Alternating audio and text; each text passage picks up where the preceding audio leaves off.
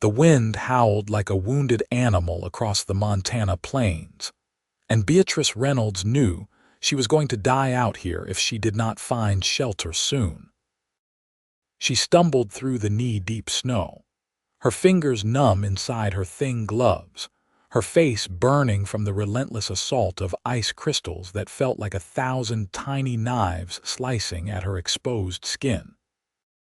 It was February 1882, and what had started as a simple journey from Billings to visit her cousin in Miles City had turned into a nightmare when the stagecoach driver had taken ill and lost control, sending the coach careening off the road and into a ravine. Beatrice had been the only passenger, and she had watched in horror as the driver tumbled down with the horses, leaving her alone on this God-forsaken stretch of wilderness with nothing but the clothes on her back, and a determination to survive that was rapidly fading with each passing minute. She had been walking for what felt like hours, though it was impossible to tell in the whiteout conditions. Her blue traveling dress, now soaked through and frozen stiff in places, offered little protection against the brutal cold.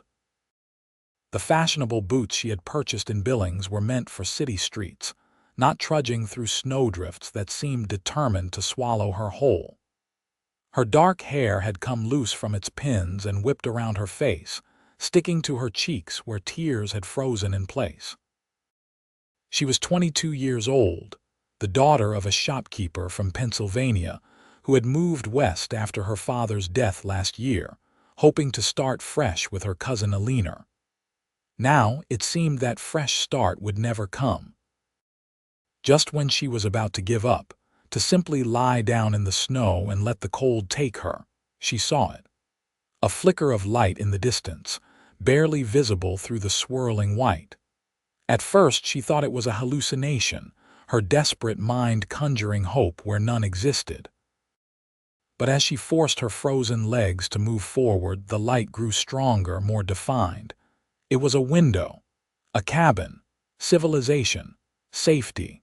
With the last reserves of strength she did not know she possessed, Beatrice pushed toward that light. Her legs gave out twice, and each time she dragged herself back up, fixed her eyes on that golden glow, and continued. When she finally reached the wooden door, she pounded on it with fists that could barely feel the impact. The world was starting to go gray around the edges, her vision tunneling. She pounded again, weaker this time, and then her legs finally gave out completely. She slumped against the door, sliding down to her knees, and the last thing she heard before darkness claimed her was the sound of bolts being drawn back and the creak of hinges. When she opened her eyes, she was warm. That was the first thing that registered. The second was that she was lying on something soft, covered with heavy blankets that smelled of pine and wood smoke. The third was that a man was kneeling beside her, his gray eyes filled with concern as he held a cup of something steaming to her lips. "Easy now," he said, his voice deep and rough like gravel but somehow gentle. "Small sips. You are half frozen." Beatrice tried to speak, but her throat felt raw and her lips were cracked. She managed a small sip of what turned out to be broth, warm and salted, and it was the most delicious thing she had ever tasted. The man helped her take several more sips before setting the cup aside. "Can you tell me your name?" he asked. "Beatrice," she managed, her voice barely above a whisper. "Beatrice Reynolds." "I am Isaac Quinlan," he said. "This is my ranch. Well, my cabin anyway. The main ranch house is about 5 miles south, but I prefer it up here in the winter, quieter." He studied her face with those steady gray eyes. "What in God's name were you doing out in a blizzard like this?" As her senses slowly returned, Beatrice took stock of her situation and her surroundings. She was lying on a narrow bed pushed against one wall of a single-room cabin. The space was sparse but clean, with a stone fireplace crackling with a healthy fire, a rough-hewn table and 2 chairs, shelves lined with canned goods and supplies, and various tools and equipment hanging from pegs on the walls. Her wet clothes had been removed, and she was wearing what appeared to be one of his flannel shirts, far too large for her frame. The realization made her blush despite her weakened state. "I was on a stagecoach," she explained, her voice growing stronger with each word. "The driver took ill. We crashed. He and the horses went down into a ravine. I tried to find help." Isaac's expression darkened. "How far back?" "I do not know. I walked for so long. Hours, maybe." He stood up, a tall man with broad shoulders and the lean, muscular build of someone who worked hard for a living. His dark hair was slightly too long, touching his collar, and he had several days' worth of beard growth on his angular jaw. She guessed he was perhaps 27 or 28 years old. He moved to the window and peered out at the storm, which showed no signs of letting up. "Cannot go looking until this clears," he said, more to himself than to her. "Storm like this could last days." He turned back to her. "You have family, someone who will be worried, my cousin Alina in Miles City. She is expecting me, but she will assume I am delayed by the storm." Isaac nodded. "Once this blows over, I will get you to town. For now, you need to rest and get your strength back. You had the start of frostbite on your fingers and toes. I have been warming them slowly. They will hurt like the devil once full feeling comes back, but you should keep them." As if on cue, Beatrice became aware of a burning, tingling sensation in her extremities.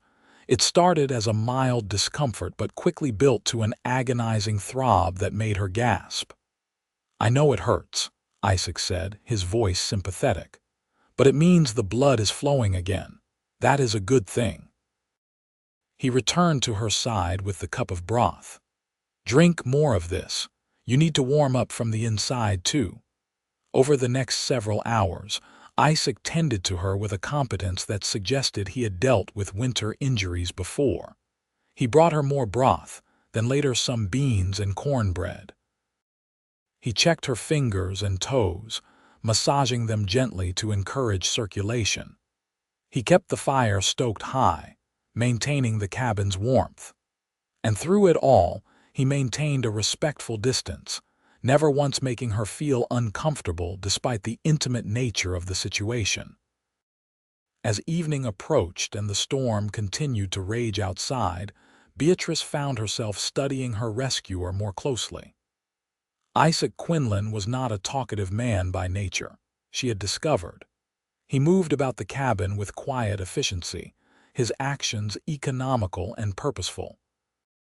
But when he did speak, his words were thoughtful and sincere. There was a gentleness to him that contradicted his rough appearance, a kindness in his eyes that made her feel safe despite being alone with a stranger in the middle of nowhere. "How long have you lived up here?" she asked as he prepared their supper, a simple meal of fried salt pork and more beans. "Built this cabin 5 years ago," he replied, not turning from the stove. "After I saved enough working for other ranchers, started with just a few cattle. Now I have a decent herd, about 200 head. They are down in the lower pastures for winter, closer to the main ranch buildings where my foreman and the hands can look after them." "So you live up here alone?" "I prefer it. The other men stay in the bunkhouse down by the main barn. I go down every few days to check on things, make sure everything is running smooth. But up here, it is just me and the quiet." He paused, then added, "Gets lonely sometimes, I suppose, but lonely is better than being around people who do not understand you." There was a story there, Beatrice thought, something in his past that had driven him to seek solitude. But she did not pry. Instead, she said, "I think I understand that. I came west to escape my past too. After my father died, there was nothing left for me in Pennsylvania. Just memories and a few people who thought they knew what was best for me." Isaac turned and looked at her then, really looked at her, and something passed between them. A recognition, perhaps, of kindred spirits. Two people who had sought the freedom of the West, the ability to reinvent themselves far from the constraints and expectations of their former lives. "Your cousin in Miles City, she is good people?" he asked. "Eleanor is wonderful. She married a rancher 3 years ago. They have a little boy now.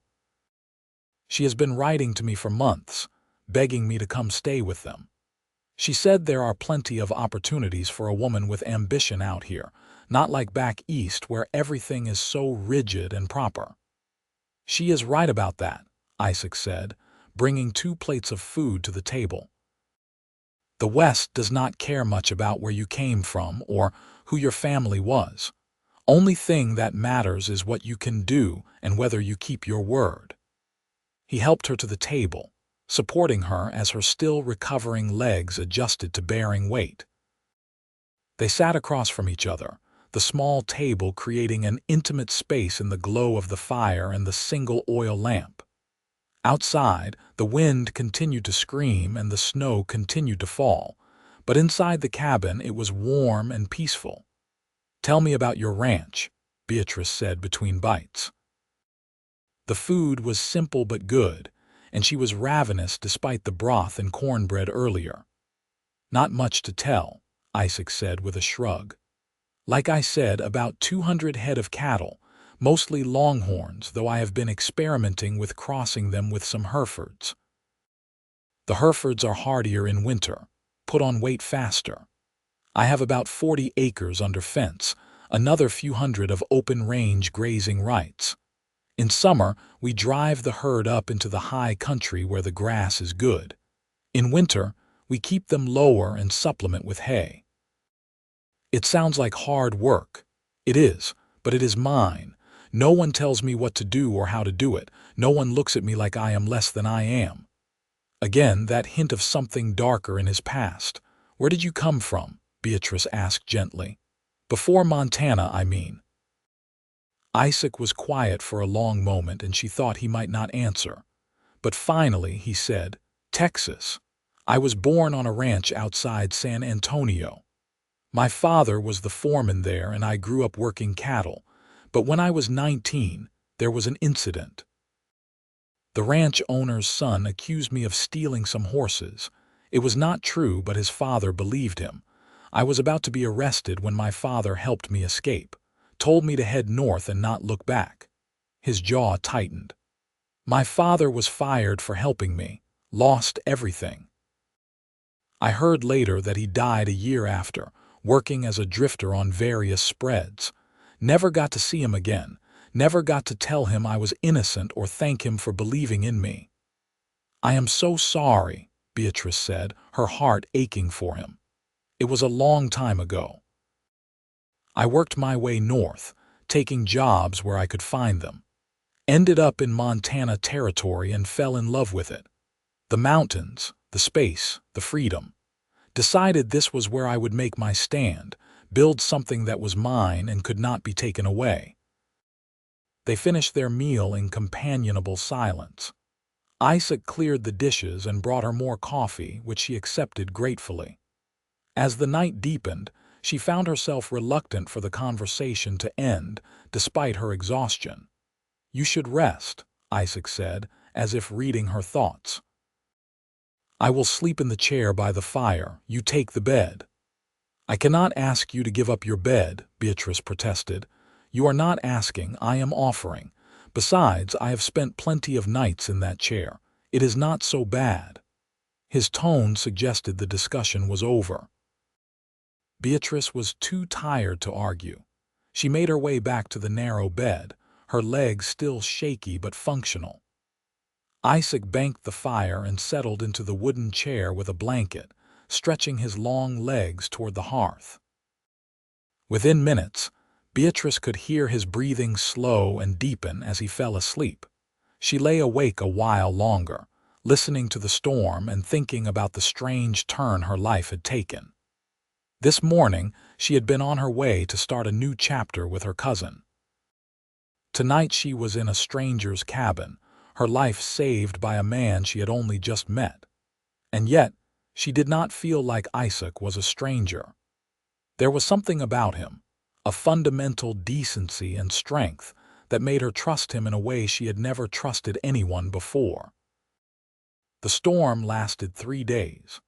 3 days in which Beatrice and Isaac lived in the small cabin, their lives intertwining in the enforced intimacy of the shared space. Isaac was unfailingly respectful, always ensuring she had privacy to dress and tend to her needs.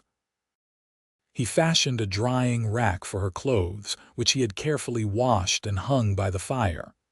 He cooked their meals, tended the fire, and kept watch on the storm's progress. But more than that, they talked. In those 3 days, Beatrice learned more about Isaac Quinlan than she had learned about most people she had known for years. He told her about his dreams for the ranch, his plans to expand and build a proper house someday. He talked about the land with a passion that was infectious, describing the wildflowers that carpeted the meadows in spring, the elk that came down from the high country in autumn, the way the mountains turned purple at sunset.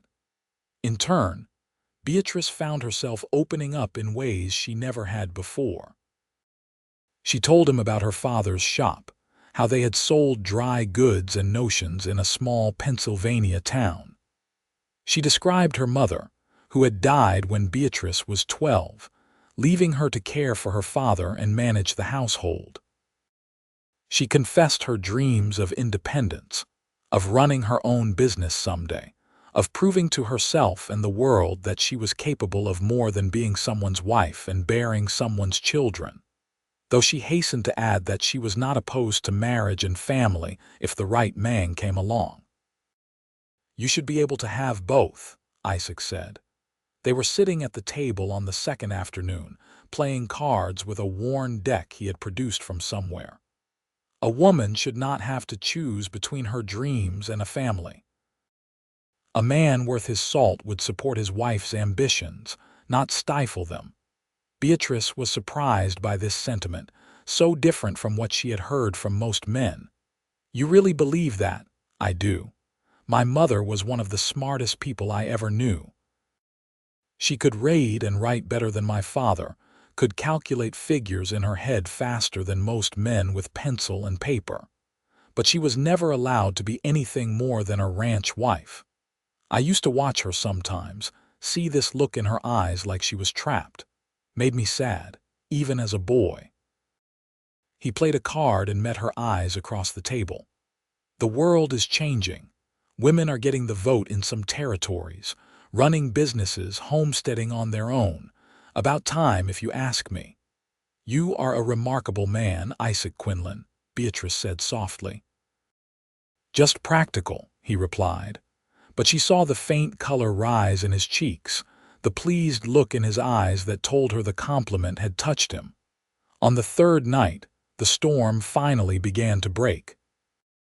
They stood together at the cabin's single window, watching as the clouds parted to reveal a sliver of moon and a scattering of stars. "Should be clear enough to travel by tomorrow afternoon," Isaac said. "The main trails will need a day to settle, but I can get you to Miles City the day after." Beatrice felt an unexpected pang of disappointment. So soon? Isaac turned to look at her, and in the dim light she could not quite read his expression. "Your cousin will be worried about you, and you need proper care, proper rest. This cabin is no place for a lady." "This cabin saved my life," Beatrice said. "And you have been nothing but kind and proper. I do not want you to think I am ungrateful or eager to leave." "What are you eager for then?" The question was quiet, almost hesitant, and Beatrice realized that something had shifted between them over these 3 days. What had started as simple gratitude had deepened into something more complex, more compelling. "I am eager to know you better," she admitted. "I am eager to see your ranch in spring, to see those wildflowers you described. I am eager to continue our conversations, to learn more about you and share more about myself." She paused, gathering her courage. "I find myself eager for a future I had not imagined 3 days ago." Isaac stepped closer, close enough that she could see the flecks of darker gray in his eyes, the small scar on his left cheekbone that she had never asked about. "Beatrice," he said, and the way he said her name made her heart skip. "I am just a cowboy with a modest ranch and a past that includes some hard times. You deserve someone better, someone refined who can give you the life you are accustomed to." "I was accustomed to a dry goods shop in Pennsylvania," she said, reaching up to touch his face, her fingers tracing that small scar. "I was accustomed to limited choices and narrow expectations. You have shown me in 3 days more respect and consideration than some men I knew for years." "Do not tell me what I deserve, Isaac. Let me decide that for myself." He caught her hand in his, holding it against his cheek. His skin was warm, rough with beard growth. "I barely know you," he said, but his voice lacked conviction. "Then let us remedy that. Let us take the time to know each other properly. But do not send me away without acknowledging what is happening between us. I know you feel it too." "I do," he admitted. "From the moment I opened that door and saw you collapsed in the snow, something in me shifted. And these past 3 days, talking with you, learning about you, I have felt more alive than I have in years." He turned his head slightly to press a kiss to her palm. "But I need to do this right. I need to court you properly, give you time to be sure, give your family time to know me. I will not have anyone say I took advantage of you in a vulnerable moment." Beatrice smiled, her heart swelling with affection for this honorable, careful man. "Then court me," she said. "Take me to my cousin's house and come calling. Bring me flowers and sit on the porch and convince Alina's husband that you are worthy. Do whatever propriety demands. But know this, Isaac Quinlan, I am already sure. These 3 days have shown me your character more clearly than 3 months of formal courtship could. So whatever comes next, approach it knowing that my heart is already inclined toward you." He pulled her into his arms then, holding her close but carefully, as if she were something precious. She rested her head against his chest and listened to the steady thump of his heart. Outside, the stars grew brighter as more clouds cleared away. Inside, 2 people who had been strangers less than a week ago stood together in the firelight, the beginning of something beautiful taking root between them. True to his word, Isaac took her to Miles City 2 days later. He hitched up a sturdy wagon and loaded it with supplies, blankets, and a hot brick wrapped in cloth to keep her feet warm during the journey.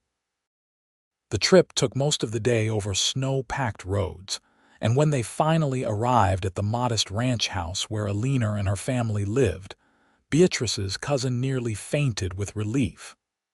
"We heard about the stagecoach," Alina cried, pulling Beatrice into a fierce embrace. "The driver was found 2 days ago. He survived, thank God, and told everyone about the passenger. We thought you were dead, buried in the snow somewhere. I have been beside myself." Beatrice introduced Isaac and watched as he removed his hat and spoke with quiet courtesy to Alina and her husband, Robert Caldwell. He explained how he had found Beatrice, how he had cared for her, and now brought her safely to her family. Robert was a shrewd man with kind eyes, and Beatrice saw him taking Isaac's measure, noting the respectful way the cowboy spoke, the proper distance he maintained, the genuine concern in his eyes when he looked at Beatrice. "You have our deepest gratitude," Robert said, extending his hand. "You saved our cousin's life. That is a debt we can never fully repay." "No debt needed," Isaac replied, shaking the offered hand. "Any decent person would have done the same." "But not everyone would have done it so well," Alina said, her intelligent eyes moving between Isaac and Beatrice, clearly noting the undercurrent between them. "You must stay for supper at least. It is too late to travel back tonight anyway. We have a spare room." Isaac agreed after some persuasion, and the evening that followed was pleasant and easy.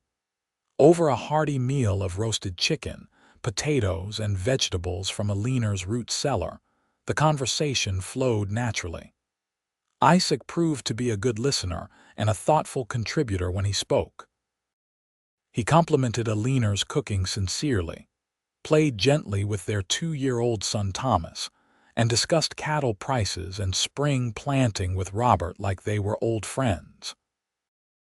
After supper, while Alina put Thomas to bed and Robert went to check on his own livestock, Isaac and Beatrice found themselves alone in the parlor. It was a cozy room with a fireplace, comfortable furniture, and family photographs on the mantel.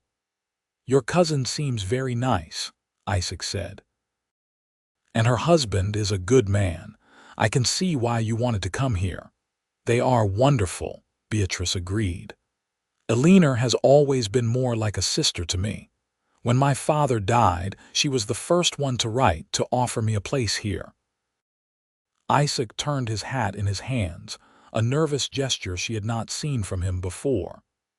"Beatrice, I meant what I said about courting you properly.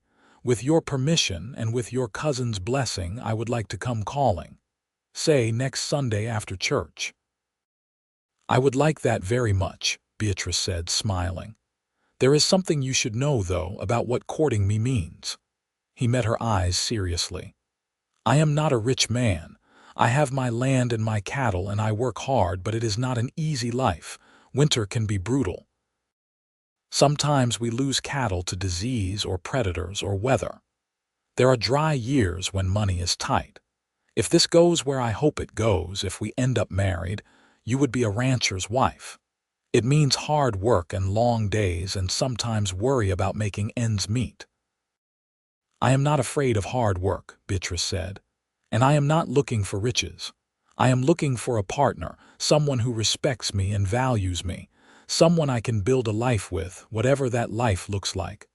Isaac's expression softened. "You are extraordinary, do you know that?" "I am practical," she said, echoing his words from days before. "And I know a good man when I see one." He left early the next morning, but not before speaking privately with Robert and Alina.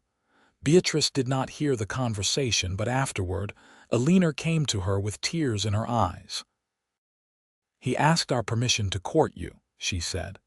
"Told us his full story, including the trouble in Texas. He wanted us to know everything before we agreed. Robert checked his story later with some men he knows, and it all matches.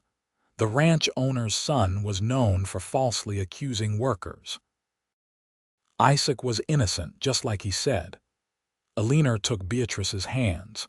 "He is a good man, cousin, a truly good man. I think you have found something rare." The courtship that followed was both traditional and unique. Isaac came calling every Sunday after church, sitting in the Caldwell parlor and talking with Beatrice for hours. But he also invited her to visit his ranch, always with Alina and Robert along as chaperones, showing her the operation and introducing her to his small crew of hands. He brought her wildflowers he rode an extra hour to collect. He taught her to ride a gentler horse from Robert's stable, taking her on carefully planned outings with proper supervision. But more than the formal courtship rituals, they continued the deep conversations that had started in his cabin. They talked about everything under the sun, their hopes and dreams, their fears and failures, their beliefs and values. Beatrice discovered that Isaac could be funny when he relaxed, that he had a wry sense of humor and could tell a story well. He discovered that she had a head for figures and business, that she read voraciously and had opinions on everything from politics to literature to religion. They also talked about the practical aspects of a potential life together. Beatrice was honest about her desire to do more than keep house. She had been thinking about starting a small business, perhaps a bakery or a dress shop in Miles City. Isaac was supportive, helping her think through the logistics and finances. He even offered to help fund the venture, though Beatrice insisted she wanted to earn the capital herself. "What if we worked together?" Isaac suggested one afternoon in late April. They were sitting on the porch of the Caldwell house, watching the sun paint the distant mountains gold. "You have a good business mind. I need help with the ranch books and planning." "What if you helped me build the ranch while also building your own business? We could be partners in both." "You would trust me with your ranch finances?" Beatrice asked, surprised and touched. "I trust you with my heart," Isaac said simply. "The finances seem like the easier thing."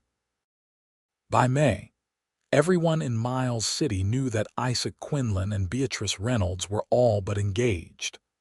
When he finally proposed in June, on a hillside overlooking his ranch with wildflowers spreading in every direction, just as he had described that first night in the cabin, Beatrice did not hesitate. "Yes," she said, throwing her arms around his neck. "Yes, absolutely yes." They were married in August on a perfect summer day.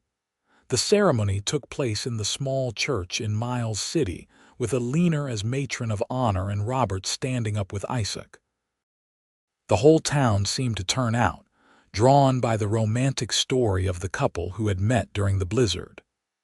Beatrice wore a simple white dress that Alina had helped her sew, and she carried a bouquet of those same wildflowers from the hillside where Isaac had proposed. Isaac wore his best suit, though he confessed to Beatrice before the ceremony that he felt awkward in such formal clothes. "I clean up all right, though?" he asked nervously. "You look perfect," she assured him, straightening his tie. "You look like the man I am about to promise my life to." The ceremony was short and heartfelt. When the minister pronounced them man and wife and Isaac kissed her for the first time as her husband, the church erupted in applause and cheers. At the reception that followed at the Caldwell Ranch, there was music and dancing and enough food to feed half of Montana. As the sun began to set and the guests gradually departed, Isaac and Beatrice climbed into his wagon, now decorated with ribbons and tin cans by well-meaning friends, and made their way to the ranch that was now their home. Isaac had been busy in the weeks before the wedding. The cabin where they had first sheltered was still there, but he had built an addition, nearly doubling its size. There was now a proper bedroom, a larger kitchen area, and a small parlor with a rocking chair and a bookshelf he had built himself. "It is not grand," he said as he carried her over the threshold, "but it is ours. And I promise, in a few years when the ranch is more established, I will build you a proper house." Beatrice looked around the expanded cabin, seeing the care he had put into every detail. There were curtains at the windows that he must have purchased in town. The bookshelf was stocked with volumes he knew she loved. There was even a small desk in the corner, a place for her to work on the ranch accounts or her business plans.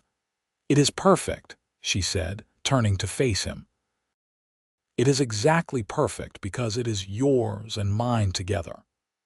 That night, as they lay together in the new bed Isaac had purchased for their wedding, Beatrice reflected on how dramatically her life had changed in less than 6 months. She had come west seeking a new start, never imagining she would find this: a true partner, a real home, a future bright with possibility. "What are you thinking?" Isaac asked, his voice drowsy and content. "I am thinking about that blizzard," she said. "How terrified I was, how certain I was going to die. And now here I am in the arms of the man I love, happier than I have ever been. Funny how the worst moment of your life can lead to the best." Isaac pulled her closer. "I think about that night too. About the moment I opened the door and saw you there. Something in me knew even then that my life was about to change forever." "Do you regret it?" she teased. "Not for a single second." He kissed her forehead. "You are the best thing that ever happened to me, Beatrice Quinlan. The very best thing." Their first year of marriage was not without challenges. There were hard days of work, times when money was tight, nights when they fell into bed exhausted and sore.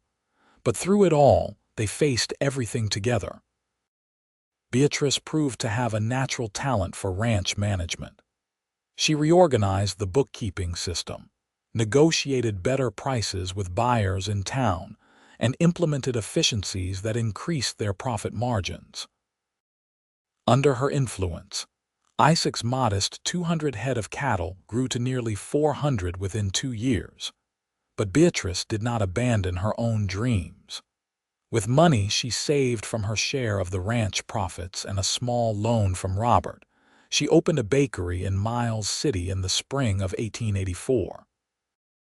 She hired 2 local women to help run it, and within 6 months, Beatrice's bakery was known throughout the county for its excellent bread, pies, and pastries. The business turned a profit by the end of the first year.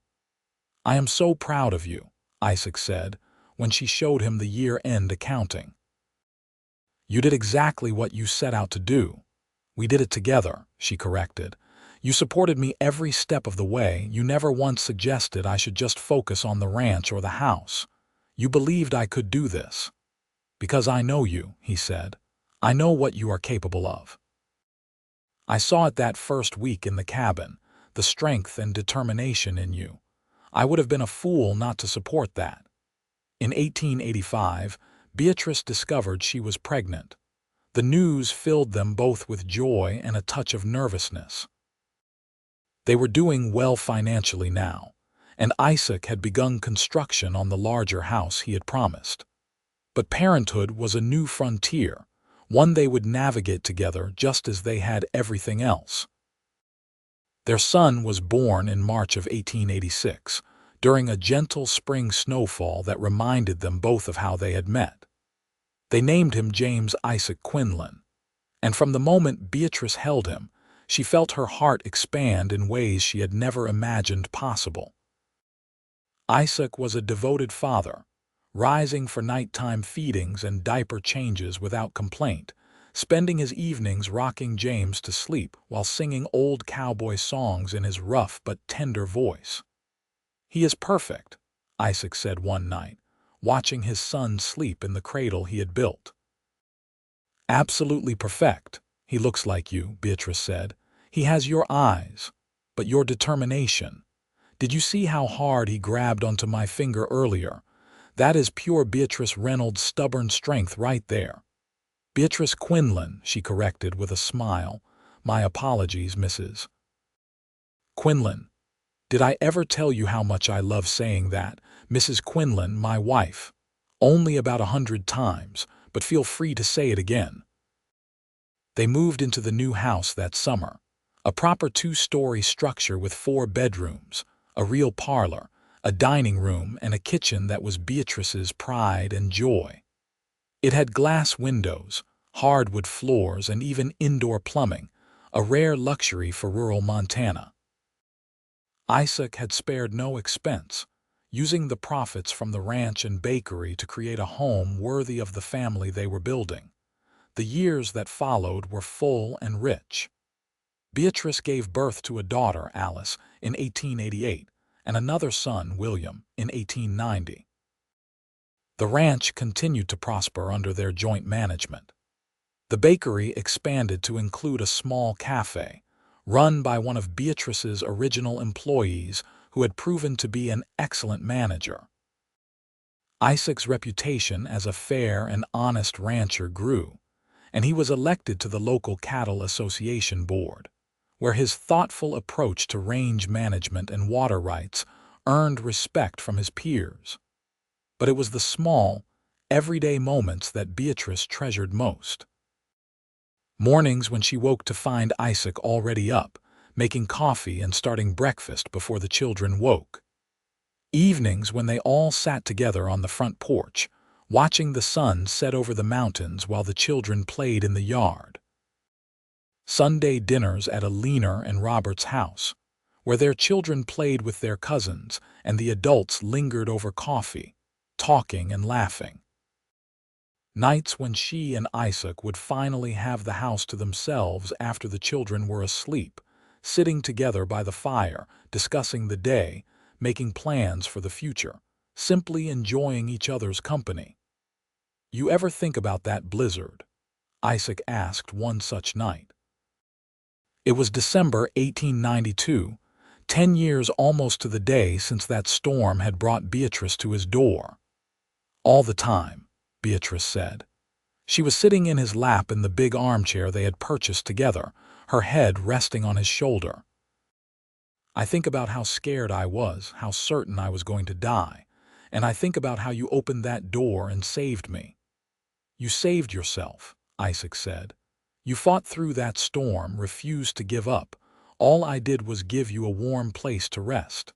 You gave me so much more than that. You gave me respect when I needed it most. You gave me partnership when I expected patronization. You gave me love when I was not looking for it but needed it desperately. We gave each other those things, he said. That is what I love about us, Beatrice. We built this life together, brick by brick, decision by decision. This ranch, our businesses, our children, this home, it is all ours equally. I love you, Isaac Quinlan, more now than the day we married, and I loved you tremendously then. I love you too, more than I have words to express. They sat in comfortable silence for a while, listening to the wind outside. It was a calm night, no blizzard this time, just a peaceful winter evening. But the sound still reminded Beatrice of that fateful storm. Should we tell the children the story tomorrow? Isaac asked. James has been asking how we met. I think he is old enough to understand now. I think that would be wonderful. It is a good story, dramatic and romantic. With a very happy ending, Isaac added. The very best ending, Beatrice agreed. The next day, with all three children gathered around them and snow falling gently outside the windows, Beatrice and Isaac told the story of the blizzard. They took turns describing it. The terror of being lost in the storm, the relief of seeing the cabin light, the 3 days sheltering together, the connection that grew between them. The children listened with wide eyes, asking questions and marveling at the dramatic way their parents had met. So Mama almost died? 6-year-old James asked, his voice worried even though he knew the story had a happy ending. I almost did, Beatrice confirmed, but Papa saved me. We saved each other, Isaac corrected gently, just as he always did. Sometimes that is how love works. Two people who need each other at exactly the right moment, and they hold on and build something beautiful together. I want to fall in love like that someday, 4-year-old Alice declared, and the adults shared an amused glance. Well, maybe without the near-death experience, Beatrice said. That part was not so pleasant. But if you had not been in the blizzard, you would not have found Papa's cabin, James pointed out with perfect child logic. That is true, Isaac said. Sometimes the hard things lead us to the good things. That is just life. As the years continued to pass, that remained true. There were hard times. Years when drought affected the herd. A terrible flu season that swept through Miles City and had them all sick and scared. The death of Robert from a heart attack in 1895 that devastated Alina and reminded them all of life's fragility. But there were far more good times. Watching their children grow and thrive. Celebrating as the bakery opened a second location. Buying additional land to expand the ranch. Traveling together to Denver for their 15th wedding anniversary.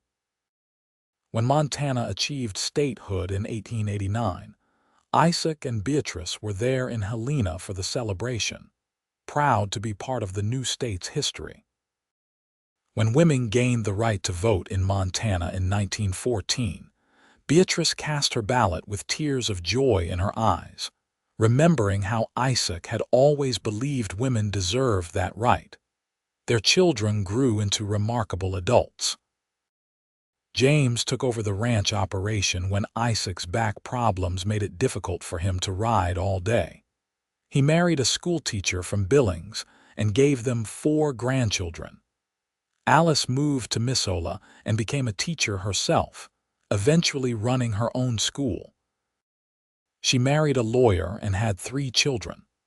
William, their youngest, became a veterinarian after studying at the Agricultural College in Bozeman. He took over Beatrice's bakery business when she retired, converting half of it into a veterinary practice while his wife ran the bakery side. In 1920, Isaac and Beatrice celebrated their 32nd wedding anniversary surrounded by children, their spouses, and 10 grandchildren. The ranch house, expanded over the years, was full of noise and laughter and love. That evening, after everyone had gone home or to bed in various guest rooms, Isaac and Beatrice took their customary seats on the front porch, looking out at land that had been in their family for nearly 40 years. "We built something good here," Isaac said. He was 65 now, his dark hair gone completely silver, his face lined with years of weather and work. But his eyes were still that same steady gray, still filled with intelligence and kindness. "We built something extraordinary," Beatrice corrected. She was 58, her own dark hair liberally streaked with white, her hands showing the effects of decades of work both at the ranch and in her business. But she still had that determined look, that fierce intelligence that had attracted Isaac from the very beginning. "You have any regrets?" Isaac asked. "Anything you wish had gone differently?" Beatrice thought about it seriously before answering. "I wish Robert had lived longer. I wish we had not lost that baby between Alice and William. I wish some of the hard years had been easier. But regrets? No. Every choice we made together. Every challenge we faced as partners. You gave me the life I dreamed of but never dared hope for. How could I regret any of that? I feel the same way. You made me better than I ever could have been alone. You pushed me to be more thoughtful, more ambitious, more open. You gave me a family and a home and a purpose beyond just surviving." "We gave each other those things," Beatrice said, echoing words they had said many times over the years. In 1925, on a cold February morning, Isaac Quinlan passed away peacefully in his sleep. He was 70 years old, and he died as he had lived his last 43 years, beside Beatrice, in the home they had built together. His last words the evening before had been, "I love you." Best decision I ever made, opening that door. Beatrice was heartbroken but not shattered. She grieved deeply for the man who had been her partner, her lover, her best friend for over 4 decades. But she also celebrated the extraordinary life they had shared. At his funeral, with all 3 children and 10 grandchildren gathered around her, she told the story one more time. The story of the blizzard, the cabin, the cowboy who opened his door and changed both their lives. "Your grandfather was the finest man I ever knew," she told her grandchildren. "He was kind without being weak, strong without being harsh. He believed in partnership, in equality, in building something together rather than one person ruling over the other. Those are his gifts to all of you. Honor them by living that way in your own lives." Beatrice lived another 15 years after Isaac's death. She remained active in the ranch operations in an advisory capacity, took joy in watching her grandchildren grow and have children of their own, and even published a small book of memories about pioneer life in Montana that became something of a local treasure. She split her time between the ranch house, where James and his family now lived, and a smaller house in Miles City near the bakery. But every year on the anniversary of the blizzard, she would make her way up to the old cabin. Isaac had maintained it carefully all through their marriage, and James continued that tradition after his father's death. It had become a kind of shrine to the beginning of their parents' love story. Beatrice would sit in that cabin, in the chair where Isaac had slept that first night, and remember. She would remember the terror of the storm and the relief of finding shelter. She would remember Isaac's gray eyes filled with concern as he helped her drink that first cup of broth. She would remember their long conversations during those 3 snowed-in days, the feeling of his arms around her when she told him her heart was already inclined toward him, the moment he proposed on that hillside of wildflowers. But most of all, she would remember the life they built together. The children they raised, the businesses they created, the land they stewarded, the love they shared. She would remember laughter and tears, hard work and quiet moments, challenges overcome and dreams achieved. She would remember partnership and respect, and a love that had sustained her for over 40 years, and would sustain her still until her own last breath. Beatrice Reynolds Quinlan died in her sleep in 1940 at the age of 78. Her 3 children, 10 grandchildren, and 18 great-grandchildren gathered for her funeral in Miles City. They buried her beside Isaac on a hillside overlooking the ranch, the same hillside where he had proposed all those years ago. In summer, wildflowers still bloomed there in profusion, a living reminder of the love story that had begun in a blizzard and ended only with death, and perhaps not even then. At the graveside service, James told his children and grandchildren the family story one final time. "My mother used to say that the worst moment of her life led to the best. That blizzard nearly killed her, but it also brought her to my father's door. It gave her love and partnership and a life beyond anything she had imagined. She always said that sometimes we have to go through the storm to find our way home." He paused, looking at the 2 graves side by side, the mountains rising behind them, the ranch spreading out below. "They are together again now, and this place, everything you see, is their legacy. The ranch they built together, the businesses they created, but more than that, the values they lived by, hard work, honesty, partnership, respect, love. Those are the true inheritance they left us." The family gathered at the ranch house afterward, 3 generations coming together to mourn and remember and celebrate. There was food and tears and laughter as people shared their favorite stories of Beatrice and Isaac. The house was full of life, just as it had been throughout the years of their marriage, and somehow everyone could feel that both Beatrice and Isaac would have loved seeing all of them together like this. Late that evening, after most of the guests had departed, James and his siblings walked up to the old cabin one last time. They had agreed that they would maintain it as long as the family held the ranch, a monument to where everything had started. Inside, it looked much as it had that winter of 1882. The same fireplace, the same simple furniture, the same feeling of shelter and safety. "I used to think it was just luck," Alice said quietly, "that Mama happened to find this place in the storm. But the older I get, the more I think it was something more than luck. Call it fate or providence or whatever you like. They were meant to find each other." "Papa always said they saved each other," William added. "Not just that night, but every day after. That is what I remember most about them.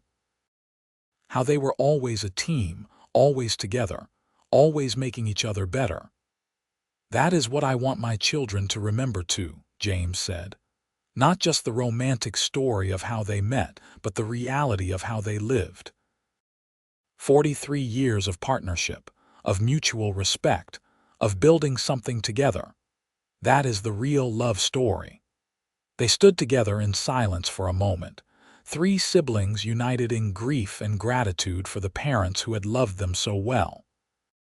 Then they locked the cabin door and walked back down to the house, leaving that small structure standing alone in the Montana wilderness, a testament to a cowboy who opened his door during a blizzard, and a woman who had the courage to knock, and the extraordinary love that grew between them.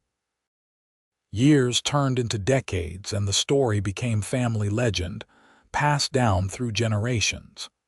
The ranch continued to operate, still in the hands of Isaac and Beatrice's descendants. The bakery evolved with the times but never closed, a fixture of Miles City for over a century. The cabin remained standing, carefully maintained, a place where family members would go to propose to their own loves, to remember their heritage, to connect with the past. And on winter nights when the snow fell and the wind howled across the Montana plains, there were those who swore they could see lights in the cabin windows, could hear the murmur of voices in conversation, could sense the presence of two souls who had found each other in the storm and never let go. Whether truth or fancy, it was a fitting end to a story that had begun with a desperate knock on a door and a cowboy's decision to open it, a decision that had changed both their lives and created a legacy that would endure for generations. The blizzard had nearly killed her, but it had also given her everything: love, partnership, purpose, family, a life beyond her wildest dreams. And in opening his door that frozen February night, Isaac had found the same. Two strangers brought together by chance and storm, who chose to build something beautiful together, who loved each other through 43 years of joy and challenge, who left behind not just property and businesses but values and lessons, and a story that would inspire their descendants for over a century and beyond. It was, everyone agreed, the kind of love story that made you believe in fate, in second chances, in the possibility that sometimes the hardest moments of our lives are simply pushing us toward something better, if only we have the courage to keep going, to knock on the door, to take the hand that reaches out to help, to open our hearts to unexpected love. Isaac and Beatrice had done all of that, and in doing so, they had created something that transcended their own lifetimes, a love story for the ages, born in a blizzard and lasting forever.